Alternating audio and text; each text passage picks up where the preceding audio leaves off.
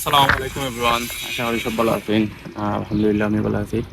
তো আসলে বিদেশ আওয়ার পরে অনেক এক্সপিরিয়েন্সও, তো ন্যাচারালি যাতে আমরা মানে বাংলাদেশও এটা সচরাচর দেখছি না বা এলা রেয়ার মানে নাইও হইলে চলে। তো আসলে একটা ঘটনা আজকে, আমি ভুলক্রমে আর কি আমার ব্যাগটা বাসও ফেলাই যাচ্ছি। তো তখন আমি বাস থেকে নামার পরে হঠাৎ আমার মনে হয়েছে আসলে আমার ব্যাগ তো যাচ্ছি বাসও, তখন আমি কিতা করতাম ইনস্ট্যান্ট আমার তো দরকারই। তারপরে আহ, আমি গুগলও সার্চ করলাম বাসের হেল্পলাইন নাম্বার লাগে।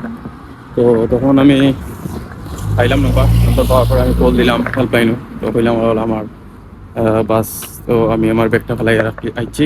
তো আমার এটা আসলে দরকার, ইম্পর্টেন্ট। তখন আমার হইল যে ব্যাগের ফুল ডিটেলস দেওয়ার লাগে।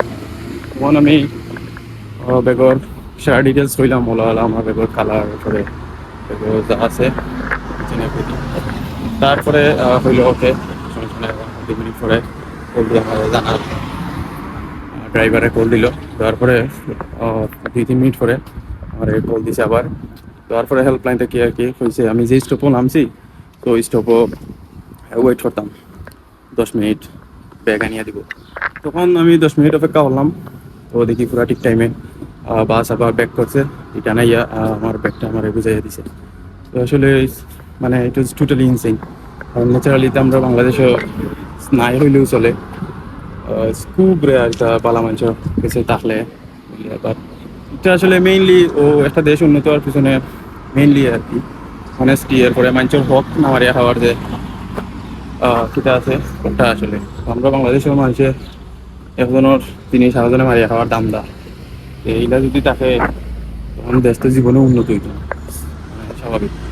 তো অন্যান্য দেশে বিদেশের আইন মানে রুলস রেগুলেশন সবটা ওকে জাস্ট, কারণ তারা মানে হনেস্ট, তারা কোনো সময়ও একজনের জিনিস আরেকজনে বুক করে না, ওটা আর কি। তো ভাবলাম খুব সুন্দর একটা বিষয় আসলে সকলকে শেয়ার করি। কারণ শুনতেও ভালো লাগে, আগে শুনতাম যে বাংলা বিদেশের রুলস রেগুলেশন সবটা যে করা ঠিক আছে, বা তখন এবারে নিজের চোখে দেখলাম বিষয়টা আরও বেশি ভালো লাগে, ফিলিংস মানে আলাদা।